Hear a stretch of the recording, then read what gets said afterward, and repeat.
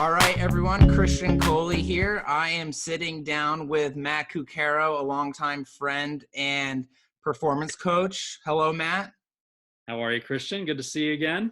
Very good to see you. Just a little more information for everyone out there.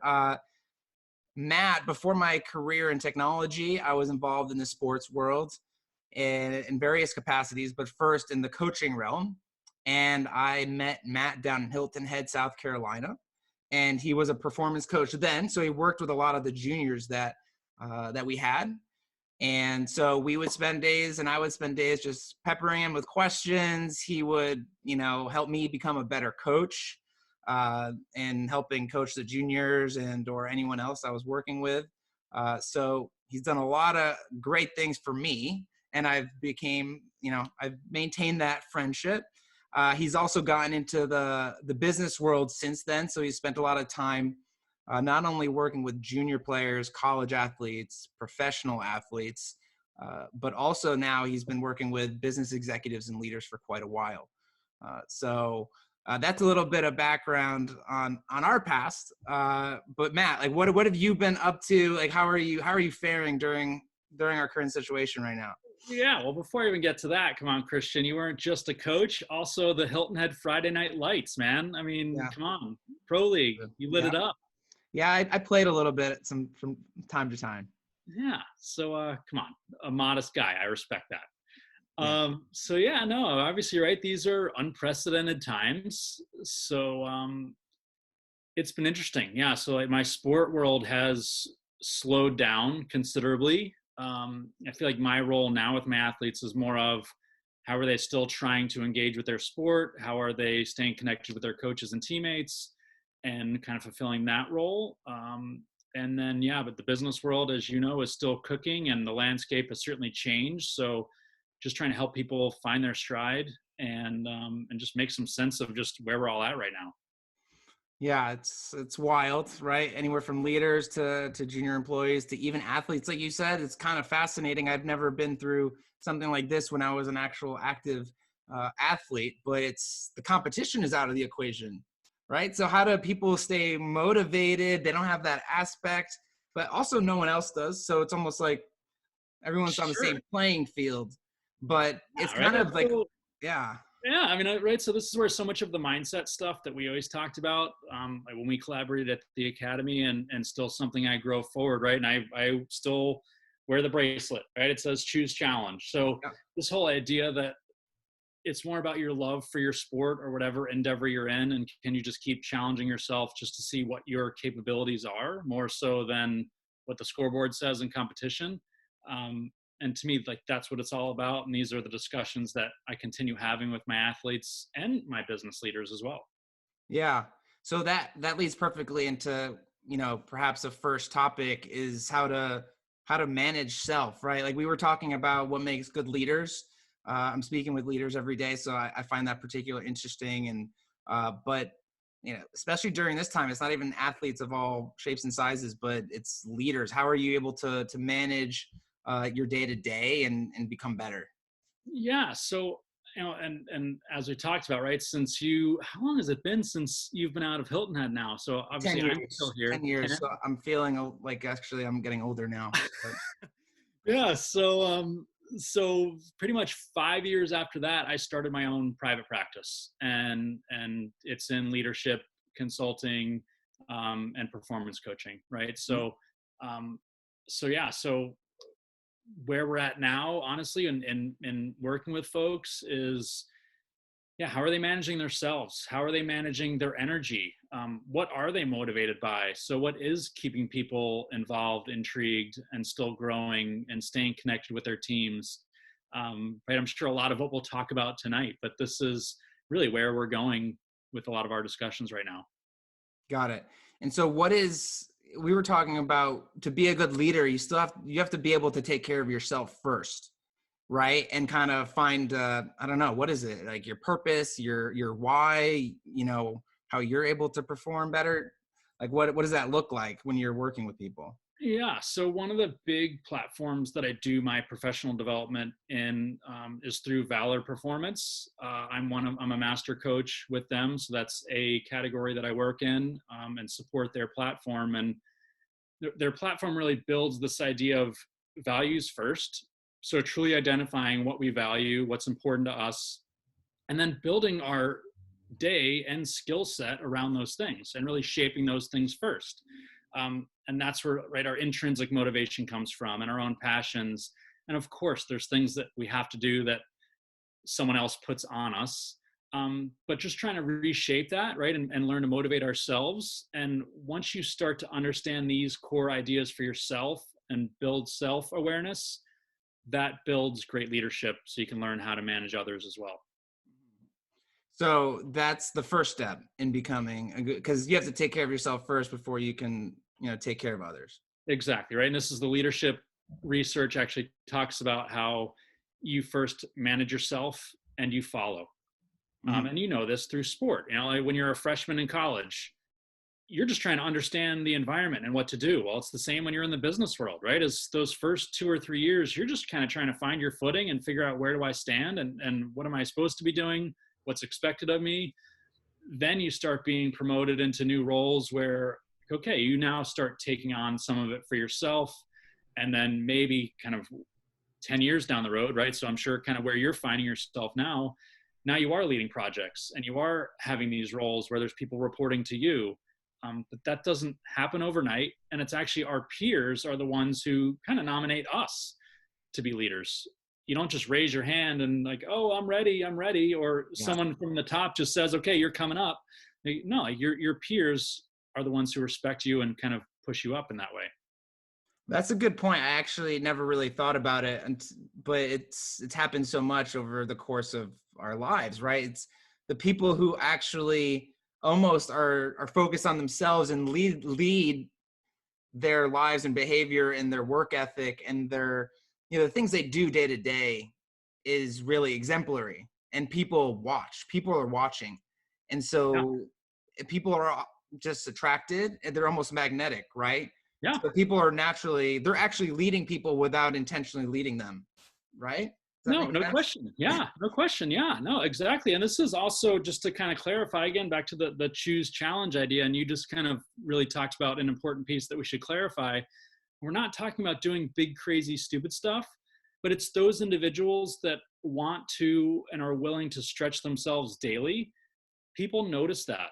People see that, right? And it looks like maybe, again, and someone who's been in the field for 10 or 15 years, it seems like it's these magnificent things, but all it is just day to day. They're just stretching themselves, pushing themselves in new, I kind of call it like the 70-30, right? So 70% I'm going to succeed, 30% I might get burned. But Mm-hmm. to live in that space, whether it be in sport or business, this is the biggest growth trajectory. And this is what leaders do. They put themselves in the space, people notice, and they want to take part. Right. It's like, yeah, it's taking those steps, right? They're not big leaps. It's just doing the right things, and slowly, you're just getting better.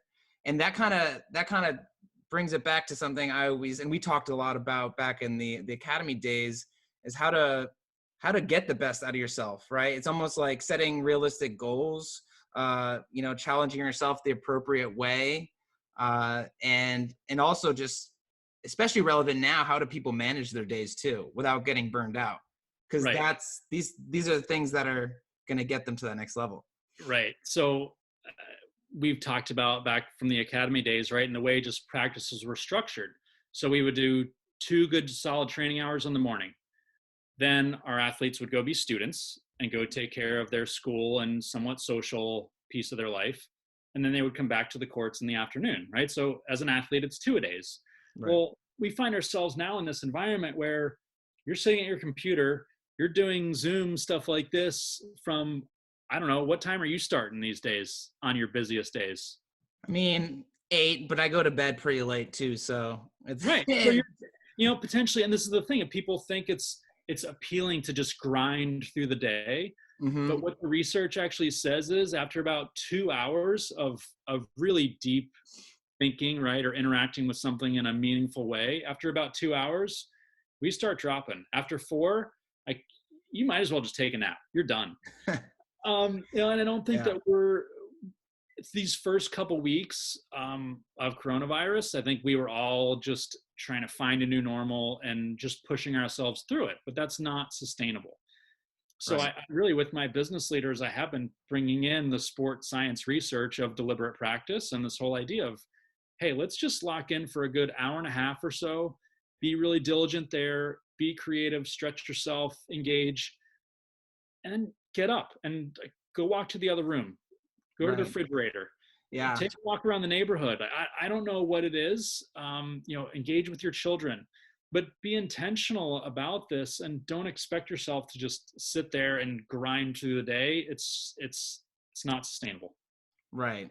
Yeah, it's a good way to get to burnout, as we know. I always think about well, Yvonne, we learned it, you had that information, I was able to look at and work with Yvonne Lendl, one of the greatest athletes of all time. And he had that philosophy. He was smart about his practice throughout his whole playing career, right? And he was able to, he worked harder than maybe anyone. He was the first one to bring fitness to what it was in Yeah. tennis, and then help lead the charge in other sports as well. But he got it. He got it from the beginning. He would actually, on hot days, I remember a story, it was like over 100 degrees. Someone told me he actually went out to the court 5 times that day for 40, like maybe 40 minutes, rather than Yep. doing 2 like really long sessions. Yeah. It's like, Yeah. And that's being purposeful and intentional, right? And if we're talking about this, whether you're a top 2% in the world athlete or whether you're a top 2% in the world business leader, you better be leaning on the same concepts. There's really no difference. Performance is performance. yeah, I know. I think almost there's a lot of leaders out there and be like, sorry, that just doesn't exist, right? Like we have to be on 24/7. Like, what do you say to somebody when you come across that? Like, well, Matt, that just isn't realistic. Like, you don't know. We're on meetings all day, and that's what we have to do to perform and survive. Yeah, no, and I just kind of throw it back at them of like, okay, so let's go for it and self-assess, right? So back to this idea of build some self-awareness, and I really want you to be mindful of this for the next week, and then let's reconnect and tell me if you still truly feel the same way. Mm-hmm. And right, because I'm not here to change people's minds. I'm just here to get them thinking about themselves again and their motivations and what's sustainable and what's not.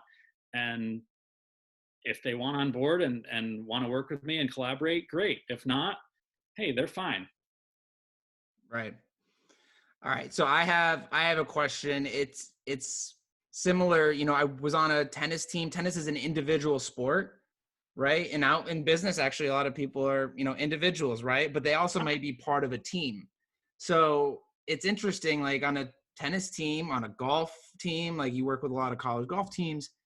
It's like you want the best for yourself, but also you have friends on the team that you also like want to beat. So like, I want to hear your perspective on how, I don't know, how do you strike that healthy balance? Like, how do you just try and focus on yourself, but also have a good support system and be able to root on your teammates? So let's talk about this in 2 ways. Okay. Okay. So first off, let's start with competition. Okay. So what I strongly encourage all my athletes to do, and let's just use the golf example, okay? Because traditionally you would think of it as, and I've got my Masters green on, right? We're All supposed to right. be in front of the TV I have watching my the Ryder Masters. Cup shirt on. There you go. Nice. You think of golf especially as an individual sport, right? Like in tennis, you need that opponent on the other side of the net. But in golf, you feel like, no, it's just me and my score. But Right. that's not actually how it works. We need these other opponents to even have the competition, period. Like in Mm-hmm. sport there is no competition, and same in the business world. If you didn't have competitors or whatnot with you, then what's the point? It's just pointless, and the Right. world doesn't work that way. Right. Yeah. um, and so then in a golf example, walking to the first tee, I strongly encourage my athletes to look your opponent in the face, shake their hand, and wish them well. Mm-hmm. What do you think happens if I, as an athlete, can do that with my opponent. Truly look them in the eye and mean it, right? That I wish you well, compete well today, let's go. What does that say about me as a competitor, first off? Well, that you're going to be focused on yourself, right? Like, Exactly. yeah, Right? Because I'm basically just like, hey, man, you go do your thing. You go kick butt, and I'm going to be over here and I'm going to try and kick butt. right, And that's beautiful, right? Like, this is actually just embracing the competition and actually puts the attention back on my own performance. right. Now let's talk about on an Olympic level as well. Okay, so, and I think this is something we always strove for at the academy, right? Is I'm going to throw it back on you, Christian. Why do you think that On world the spot. records? Yeah, I'm going to put you on the spot. Why do you think that world records get broken at the Olympics? There's a bunch of reasons. But Uh, you have the best pushing the best. exactly. And this is elite performance, right? Of like, without those great opponents, we're kind of flat. Right, So truly this idea of I need great opponents, I need great teammates, I need great competitors to really motivate me, push me to be at my best. We're not at our best when we're just totally comfortable and carefree. right. You need that stimulation. So whether it be from colleagues of your own or competitors, Hmm. if we truly encourage all of that, you're in a much better space. Right.